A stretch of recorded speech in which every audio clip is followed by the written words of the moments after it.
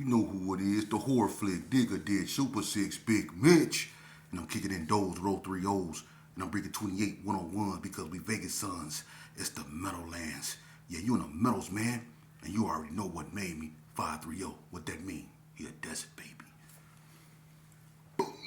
Hubba Dub, Scrub, 22-inch gold, Dana Dangs, Big Bolo Yang, and he can never be McClain's. Nah, I'm just playing. Welcome to Vegas Chronicles with the whole Super 6 Digger Ditch Bitch Mitch. And today, like any other day, you know what we do. We kick ass with factuals. No additives, no preservatives. Just raw and uncut. Like summer sausages and crackers. You already know. Shout out to everybody that's been supporting my small platform, man. Let's jump right into it. Last night, man, I tried to live stream with a childhood confidant, man, Levine Page. Shout out to him, man. Real good brother, man. And we reminisce, man. And come to find out the whole time we live streaming, he can't see me and can't nobody hear me. So I'm sorry that happened. I didn't know. I tried to, and it was a beautiful interview too, man. And it was all messed up. He couldn't see me on his side, and couldn't nobody hear me at all. So it was like he was talking to himself. Plus he couldn't even see me. So the live stream was all messed up. For anybody that had to sit through that, my deepest apologies, man. I'm doing this live streaming by myself, and I don't know if it's the area I stay in or whatever, but I'm gonna get it right. I'm gonna start live streaming and just putting a link in the chat, and hopefully people can come on that way. You know, I'm gonna try every means to start live streaming, or I'm gonna just do it in the studio. It don't matter. We gonna get it done. But moving on. You know, I enjoyed the conversation with Levine. We went over a lot of stuff, man. And one individual we talked about that we both grew up with, and he was they grew up to be more closer than I did because I went on to be closer with like Bread. But it was Junebug, James Lee. And you know, Junebug was a childhood friend of mine. You know, I don't know people's relationship with him, but I know mine, and I grew up with him. Me, him, and people like Darry Dow that come up out of Herbert Gerson, you know, Keno, Matt Balmer, Ligusta, all us, we played in that sandbox right there in Booker Field. You know, we grew up eating peanut butter cookies and ham sandwiches out the crates in the boys club.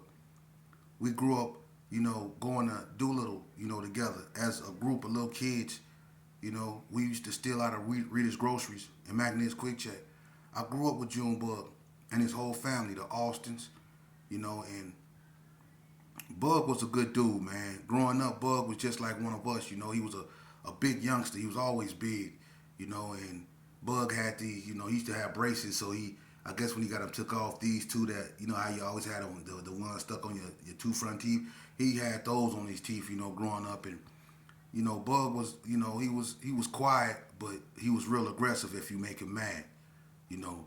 And, you know, that's just how Bugg was, you know. Bugg used to, you know, he didn't really stand at Gerson, you know, but he used to be over there every day, you know. And Bugg used to play that football. He was cold in football. His whole family was athletes, from Dirty Rob to Leon to Leo, Creo, to Tay-Tay to, you know, Chill to Duck. They all played football. You know, Sud, all of them. Darius, they all was good football, athletic type of individuals, you know. So Bugg grew up from an athletic background, you know.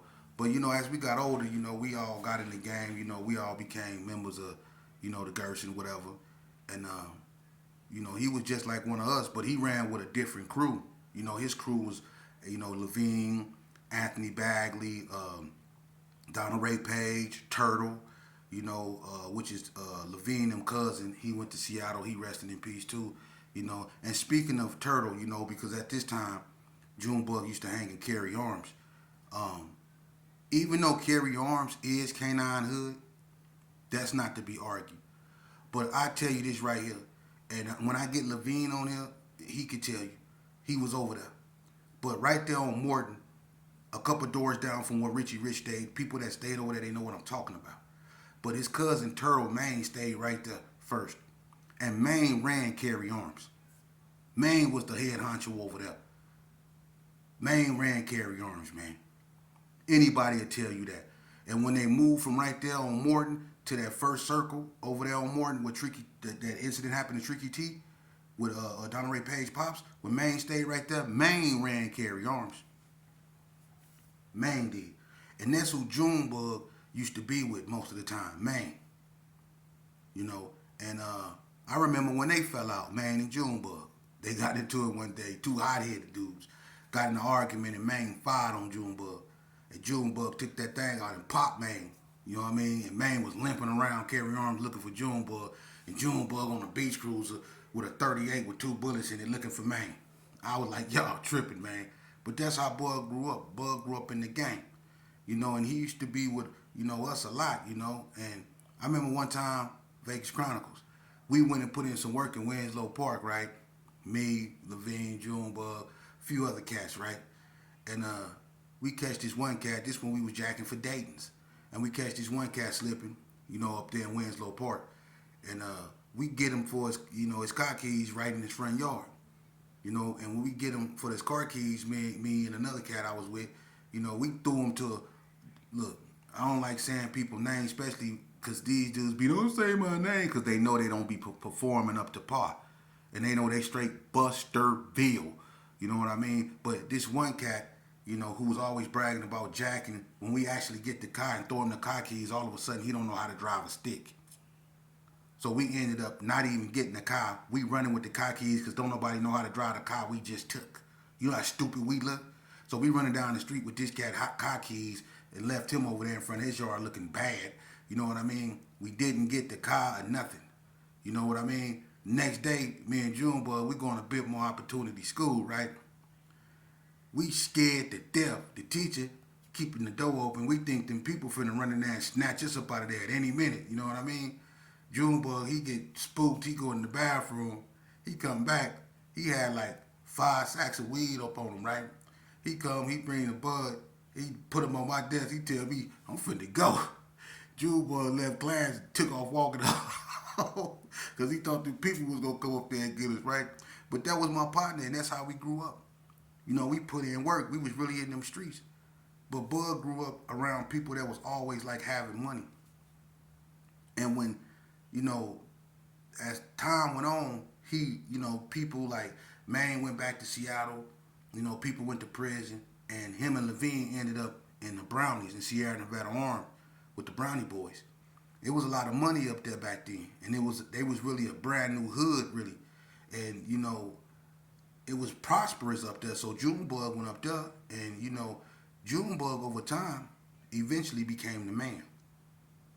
You know, and he was always about his money. He was patient. He had the mentality to make money because he was patient, you know. But, you know, Bug, you know, he used to be a cold gangbanger, man. And when he started having money, that same approach he had as a gangbanger, he took it, you know, when he started having money. He was real heavy-handed in anything he did. If you owed Bug some money, he was coming to get it one way or the other. You know, that's just how Junebug was, man. You know what I mean? And one thing about Bug, man, it didn't matter if you grew up with him. It didn't matter how long you knew him. If you owed him some money, you better give him his money, you know. And after I got caught up, because when I got caught up, Junebug was really starting to become the man. And I remember when Big Nice, one of my childhood friends, you know, was unalived by Metro at Chances Are in Junebug Kai, you know. And then Junebug went and got an El Camino, a green one. Had one of the coldest El Caminos in Vegas. He just started having major money, you know. And you know what come along with major money? Problems, you know. And I was hearing his name. I was in the Hoop Scout, so I wasn't out here. But I was hearing and everybody was hearing what was going on. And it was all bad, you know what I mean? His name was involved in so much stuff. You know, I'm not going to never speak bad about Bug. You know, that's my childhood friend, man. I'm never going to speak bad about him. You know, but because I knew the Junebug that people probably didn't know. I knew the real Junebug, the real James Lee, the one that used to steal Hostess apple pies out of Magna's Quick Check with me. You know, the one that was in Forrester dorm in Elko with me, used to slapbox with me every day. Me, him, and Slick P, Ricky Briggins, we used to hang out together in Forrester dorm. You know, Bug was cool, man. I know that Bug.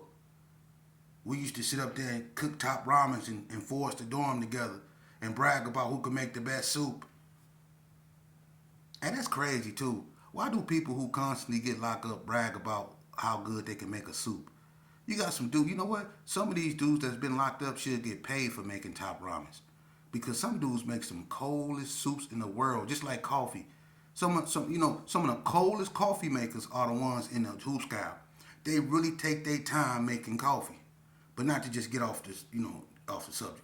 But they do. Ask anybody who make the coldest coffee. Somebody, I bet you, if you ever take coffee and it's real, real good, that person been in a joint. I bet you. Anyway, moving back along. But yeah, Junebug was a type of person, if you owed him some money, he was coming to get it. But like I always say, money is the root to all evil. Like I say, his name was getting caught up in a lot of stuff, man. Bud was out here knocking people out, taking cars, doing all kind of stuff. You know what I mean? His name was involved in a lot of stuff, and he had a little crew around him, and they was doing what they was doing, And unfortunately, he kind of fell out with his own people at some points, And it was all bad because money will change your behavior, even when it comes to your own homies. And I said that. That's what tore the Gerson apart. That's what tore all these other neighborhoods apart. It's inner strife when it comes to money, when it comes to jealousy, when it comes to envy, and even when it comes to females. That always be the culprit when it comes to inner hood strife and struggles. That be the main thing that tear a hood apart. And the hood can be so ferocious to other people that's on the outside, but on the inside, it can be barely standing and be so fragile because people who's supposed to be homeboys don't even trust or like each other no more because they didn't let something like money or whatever come in between them. And that was in the case of Junebug. The Gerson was really fragile because there was a lot of things going on at that time. You know what I mean? But anyway, what happened is Bugg started doing business with another, notorious neighborhood in Las Vegas, because he was having it like that, And, these dudes that he was doing business with were just as ferocious as he was, They felt the same way he did. They said they had the mentality that he had, And, sometimes, when you're doing business, things happen, But don't make a long story short, he fell out with the dudes, with the neighborhood he was doing business with, regardless of whatever it was about. I wasn't there. But they fell out and, people got popped up, and they actually went to war with each other, Now this happened, it ain't got really nothing to do with gangbanging. This behind money. You see? This behind money. It ain't got nothing to do with gangbanging. It's behind money. And what ended up happening is the people he was doing business with, he made a move on them. They made a move on him. Unfortunately, he was unalive right there on Martin Luther King and Cary across the street from McNair's Quick Check. And his best friend, Levine, was actually behind him. He watched his best friend become unalive right there on that street. And I asked him about that in our interview. And that really changed that changed him, man. To see your best friend unalived in your face in the manner that he did, it really it does things to you. And I'm gonna let him explain that to you, but that's how Bugg, met his end, He he was unfortunately caught right there, and this the sad part about it. He got an uncle, excuse me. He got an uncle that worked for Metro. His name Leon. He used to work for Metro. Leon was patrolling that area. They call that area, I think all that area over there is called Bolden. They call that the area Bolden, right? But anyway, he was controlling that area, patrolling that area. And I think when the call came in and when the police came, he was the first one on the scene. So imagine, him driving up, seeing his nephew laying right there. He got to make professional calls and he got to make personal calls because he got to call his sister and tell her son laying right there. So imagine what he's still going through till this day. And I know being a police, you see a lot of things, but you never get over seeing your actual family member, laying right there. And that's what I'm trying to get you youngsters to see. And then his moms had to come. And she loved Junebug. When he was on house arrest, we used to come over his house and climb through the window. When DeAndre from the Brownies had the green colors on chrome Dayton's, we would be 2 Carlos deep and go over Junebug's house and go through his window and kick it with him, when he was on house arrest, And I remember when Junebug got into it with Lamont Page, which is Levine Page's older brother, because of something that happened with a shooting back in the day in the Brownies. And Levine's supposed to, I'm not Levine, but Lamont supposed to have did this on Junebug. Junebug used to always tell Lamont, I'm going to get you. And I think the only reason why he didn't get him right off top is because of his relationship with Levine. You know, that was Levine's older brother, but he used to always tell Lamont. And anybody that messed with Lamont, he'd tell him, get away from that dude, he ain't right. But he used to always tell Lamont, I'm going to get you. Lamont didn't take Junebug serious. But Lamont used to be, you know, beating on his girlfriend a lot. Her name was Pam. He used to be dusting Pam up. He used to be putting hands on Pam, his baby mama. And I guess one day he was out there. He was really going too far with it. And Junebug hit the corner, and he was like, he took that opportunity that, you know, what Lamont was doing as a means to justify what he did. And let's just say he beat Lamont so bad, man. He beat Lamont for about 20 minutes. And Lamont ain't been right since. He went back to Seattle, but Lamont ain't been right since. But Junebug kind of went too far with that. But, you know, him and Junebug had issues that they needed to resolve, and that's how they resolved it, man. But that's just how Bugg was. But unfortunately, you know, like everybody else that played this game, he was not an exception either. You know, this game takes us under, man, and it's sad. You know, Bugg was a good dude in so many ways, and I prefer to look at the positive and not the negative. People go say what they want to say, and that's just their opinion. Just like this is mine. Bugg was a good dude, man. You know, we all got in this game. You know, people say bad things about me because I ain't had no understanding when I was in this game. And I was just as brutal as he was. You know, so I understand. You know. And I'm trying to get you youngsters to understand. It don't matter what angle you play this game from, it's always going to end the same. Cage or casket, whether you're trying to have money, a reputation, or whatever. If you play this game, it's going to end the same way. And then Bugg been gone for probably almost 24 years, and a bunch of y'all don't even know who he was. You wasn't even born when he was alive, man. But y'all getting in this game, and you playing the same game that he played. And the results is going to be the same. I'm just bringing you stories your OGs should be telling you. This is the stuff that they should be telling you as a means to persuade you youngsters not to go down the lane that we went down. Our OG's responsibility is to tell y'all why y'all shouldn't gang bang, because that's the reason why he gang bang. So you shouldn't have to. You shouldn't have to go to prison to get your GED or your high school diploma. You can do that out here. Just because I had to go there and get mine don't mean you do. You don't need to know what the inside of an institution to look like. You don't need to know what the inside of an institution look like to validate you as a man. You can stay out here in society and breathe free air and be by yourself and be whatever a person call you, but you free. You free. You rather be free and talked about than locked up and validated any day of the week, brother. Trust me.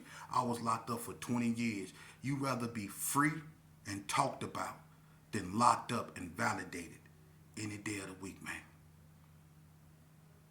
For real.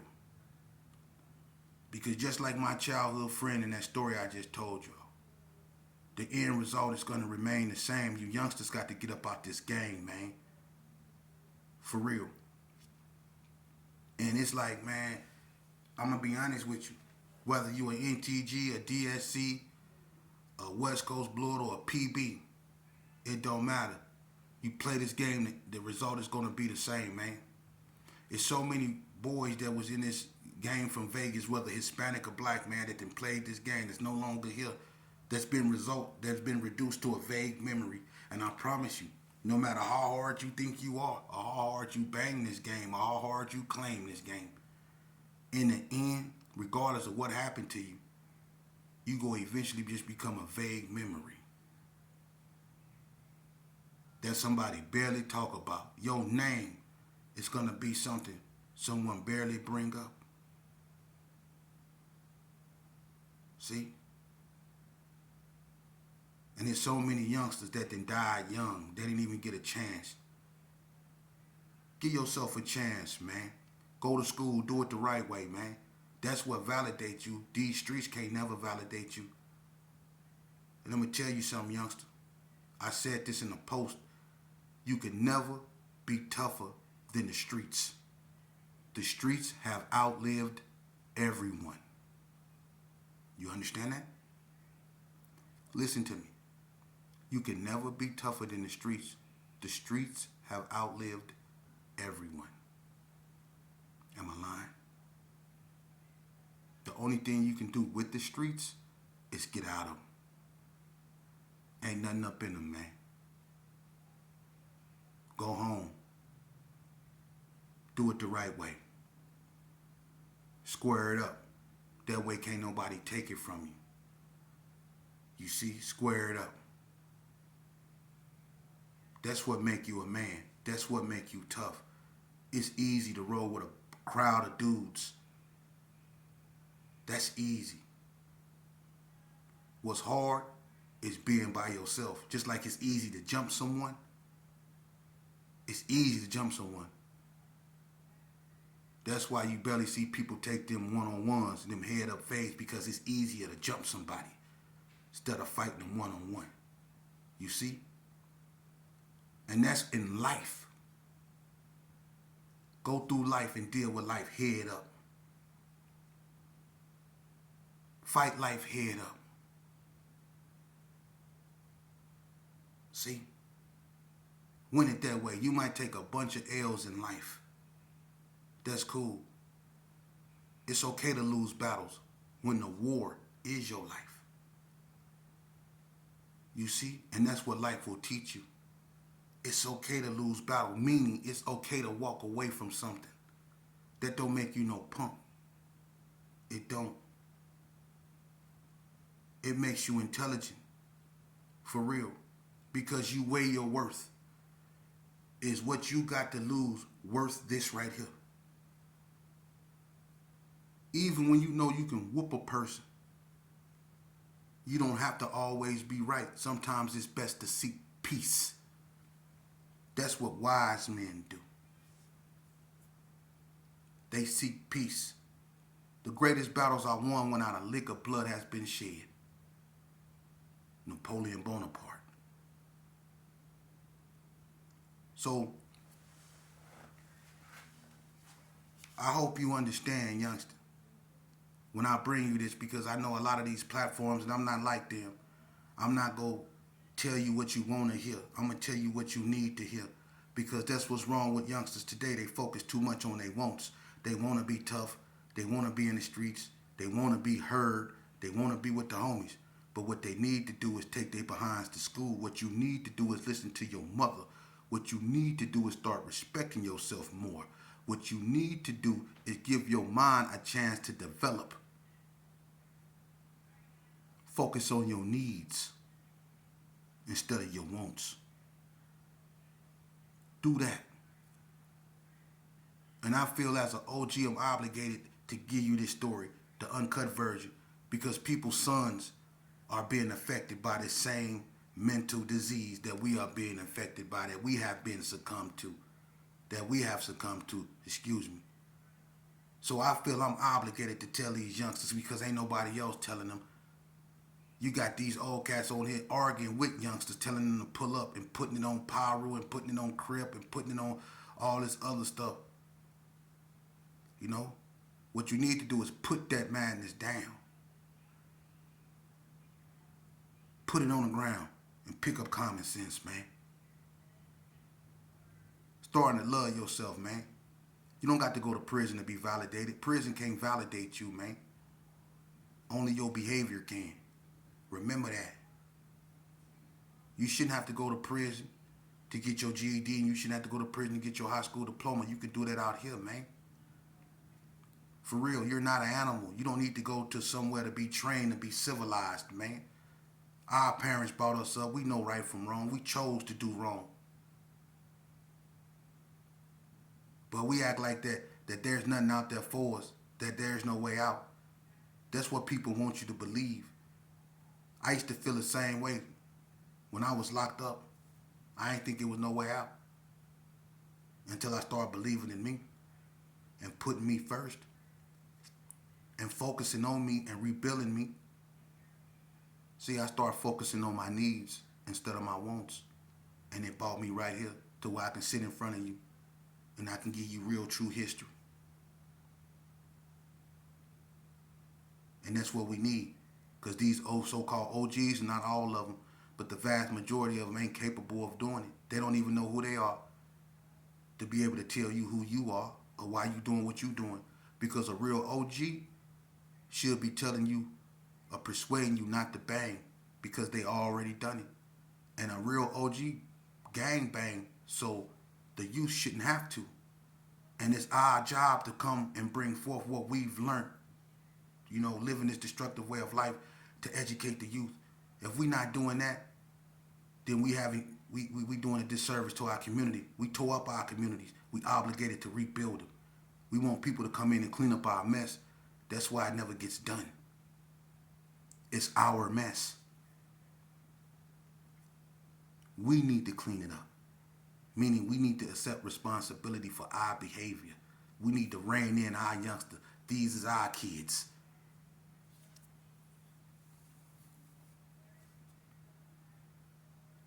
Really think about that, man. Shout out to everybody that's been supporting me. Shout out to everybody that's been keeping it positive, man. I know that it's hard, man, but at the same time, hey, I'm gonna keep bringing y'all what I bring y'all. Vegas Chronicles. I'm gonna start going live and live streaming, so because people want longer videos, and I'm gonna start bringing you more history on Vegas. We gonna really get into it's a lot of things that we need to get into, and for those that got interesting stories that want to give their histories, I'm gonna be bringing and doing studio sessions, and if you wanna come in the studio and speak history, and we not glorifying nothing. It's about positivity and just basically telling your story and what living this destructive way of life did to you. Let me know. Put it in the chats. We can link up. I can set up a date, and we can go in the studio and we can spit real history. And I won't only see